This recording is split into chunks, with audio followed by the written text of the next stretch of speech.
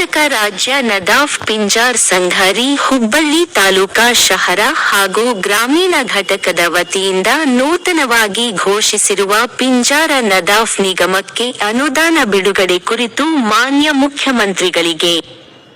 ಮಾನ್ಯ ಹುಬ್ಬಳ್ಳಿ ತಹಶೀಲ್ದಾರ ಮೂಲಕ ಮನವಿ ಸಲ್ಲಿಸಲಾಯಿತು.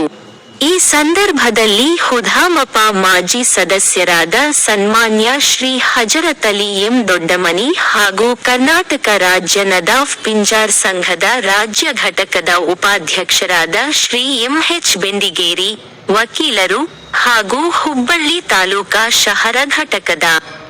ಅಧ್ಯಕ್ಷರಾದ ಖುದಾನಸಾಬ, ಗೂಗಲ್ ಅಧ್ಯಕ್ಷರಾದ ಎಂಇ ನದಾಫ್, ದಿವಾನಸಾಬ ನದಾಫ, ಕಾರ್ಯದರ್ಶಿ ಅಬ್ದುಲ್ ನಬಿರಾದ ಶ್ರೀ ನದಾಫ,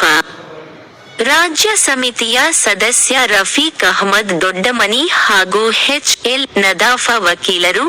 ಜಿಲ್ಲಾ ಕಾರ್ಯದರ್ಶಿ ದಾವಲಸಾಬ ನದಾಫ, ಉಪಾಧ್ಯಕ್ಷ ಖಾಜಸಾಬ ನದಾಫ, ಹುಬ್ಬಳ್ಳಿ ತಾಲೂಕಾ ಗ್ರಾಮೀಣ ಘಟಕದ ಉಪಾಧ್ಯಕ್ಷರಾದ ಹಜರತ್ ಅಲಿ ಎಂ ನದಾಫ, ಕಾರ್ಯದರ್ಶಿ ರಿಯಾಜ್ ಅಹಮದ ದೊಡ್ಡಮನಿ, ಸಹ ಕಾರ್ಯದರ್ಶಿ ಖಾದರ ಬಾಷಾ ಶಿಬಾರಗಟ್ಟಿ, ಮೆಹಬೂಬ ನದಾಫ, ಹುಲಾಸಾಬ ನದಾಫ, ಪಟೇಸಾಬ ನದಾಫ,